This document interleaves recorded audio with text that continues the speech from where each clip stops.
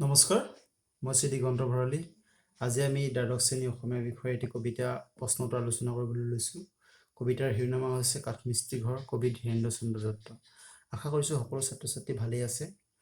আৰু যিখিনি কবিতাৰ অন্তৰ্গত আৰ্হি প্ৰশ্নটো আছে, আৰ্হি প্ৰশ্নটোখিনি আমি আজি আলোচনা কৰিম। প্ৰথম প্ৰশ্ন অতি চমু প্ৰশ্ন, প্ৰতিটো প্ৰশ্ন মূল্যাংক 1 অথবা 2। প্ৰথম প্ৰশ্নটো হৈছে কাঠমিস্ত্ৰী ঘৰ কবিতাটো কিমান চনত ৰচিত হৈছিল?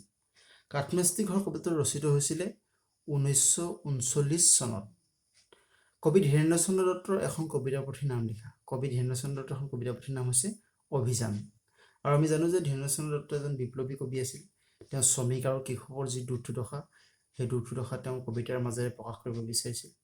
3 নম্বৰ প্ৰশ্ন, কবিতাটোত প্ৰবাল দ্বীপৰ শৃংগদৰে বুলি কিহৰ কথা কোৱা হৈছে? কবিতাটোত কাঠমিস্ত্ৰী আনৰ সুখৰ বাবে সজা আচবাববিলাক দম হৈ প্ৰবাল দ্বীপৰ শৃংগদৰে ৰূপ লয় বুলি কবিয়ে কৈছে। কবিতাটোৰ উল্লেখ থকা বিশ্বশিল্প কোন? কবিতাটোৰ উল্লেখ থকা বিশ্বশিল্প হৈছে কাঠমিস্ত্ৰীজন। কাঠমিস্ত্ৰীয়ে নিজৰ অধিকাৰ কেনেকৈ সাব্যস্ত কৰিব লাগিব বুলি কবিতাটোত কোৱা হৈছে? কাঠমিস্ত্ৰীয়ে নিজৰ অধিকাৰৰ বাবে ধনী শ্ৰেণীৰ বিৰুদ্ধে প্ৰতিবাদ কৰি নিজৰ বাহুবলেৰে ধনী শ্ৰেণীৰ পৰা অধিকাৰ আজৰি আনিব লাগিব বুলি কবিতাটোত কোৱা হৈছে। খ নম্বৰ চমু প্ৰশ্ন, প্ৰতিটো প্ৰশ্ন মূল্যাংক 2 অথবা 3। প্ৰথম প্ৰশ্নটো আছিল কবিতাটোত উল্লেখ থকা কাঠমিস্ত্ৰীয়ে ব্যৱহাৰ কৰা দুবিধ সঁজুলিৰ নাম লিখা। দুবিধ সঁজুলি হৈছে ৰান্দা আৰু বটালি। কাঠমিস্ত্ৰী ঘৰ কবিতাটোৰ বিষয়ে নৱকান্ত বৰুৱাই কি কৈছিল? কাঠমিস্ত্ৰী ঘৰ কবিতাটোৰ বিষয়ে নৱকান্ত বৰুৱাই কৈছিল, মোক যদি কোনোবাই 10টা শ্ৰেষ্ঠ অসমীয়া কবিতাৰ নাম সোধে, তাৰ মাজত এটা হ'ব কাঠমিস্ত্ৰী ঘৰ। 3 নম্বৰ প্ৰশ্নটো আছিল কাঠমিস্ত্ৰী সজা কেইবিধমান আচবাবৰ নাম লিখা। কাঠমিস্ত্ৰী কি আচবাব সাজে? টেবুল, ডয়াৰ, চেয়াৰ, আলনা, আলমাৰী আদি। 4 নম্বৰ প্ৰশ্ন যে কাঠমিস্ত্ৰী কাৰ বাবে কাম কৰে বুলি কবিতাটোত কোৱা হৈছে? কাঠমিস্ত্ৰীয়ে অভিজাত শ্ৰেণীৰ মানুহৰ বাবে কাম কৰে। তেজত পানী কৰি গঢ় দিয়া কাঠৰ বিভিন্ন আচবাবসমূহ বিলাসীলতা সম্ভ্ৰান্ত শ্ৰেণীৰ লোকে ঘৰত সজাই ৰাখে। এই সম্ভ্ৰান্ত শ্ৰেণীৰ লোকে শ্ৰমিক তথা কাঠমিস্ত্ৰী কঠোৰ পৰিশ্ৰমৰ ফচলসমূহ আহৰণ কৰি প্ৰসাদ সদৃশ অট্টালিকা, মায়াপৰী সদৃশ পৰিৱেশত বিলাসী জীৱন যাপন কৰে। 5 নম্বৰ প্ৰশ্ন আছিল কবিয়ে কাঠমিস্ত্ৰীৰ লগত আৰু কাক নিজৰ নিজৰ অধিকাৰ কাঢ়ি ল'বলৈ কৈছে? কবিয়ে কাঠমিস্ত্ৰীৰ লগতে কঁহাৰ, কমাৰ আদি শ্ৰমিক শ্ৰেণীটোক নিজৰ অধিকাৰ কাঢ়ি ল'বলৈ কৈছে। কাঠমিস্ত্ৰীৰ দৰে সম্ভ্ৰান্ত শ্ৰেণীৰ বাবে কাঠ পিতল কোবাই কঁহাৰে বাচন বৰ্তন সাজে আৰু টপত লোহাৰ কোবাই কোবাই কমাৰে লোৰ সঁজুলি নিৰ্মাণ কৰে। এতিয়া আমি চমু প্ৰশ্নখিনি আলোচনা কৰিলোঁ। কবিতাটোৰ পৰা এটা কথা স্পষ্ট হয় যে যিসকল শ্ৰমিক শ্ৰেণী আছে, সেই শ্ৰমিক শ্ৰেণী যিখিনি উপযুক্ত প্ৰাপ্য, সেই প্ৰাপ্যখিনি তেওঁলোকে নাপায়।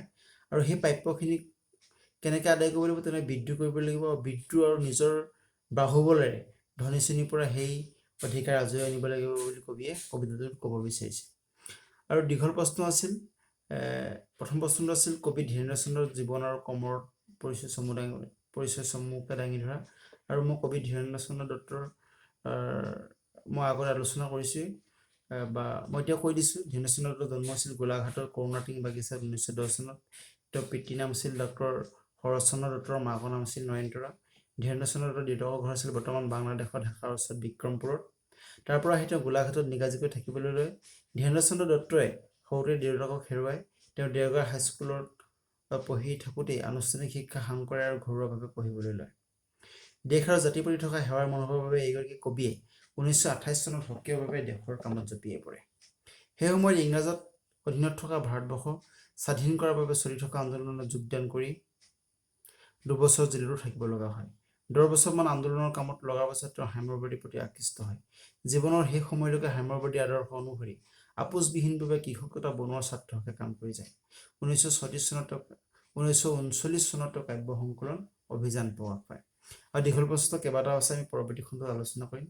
আৰু মই এতিয়ালৈকে বহুতো প্ৰশ্নোত্তৰ আলোচনা কৰিলোঁ। কবিতাৰ প্ৰায় শেষ হওঁ অৱস্থা।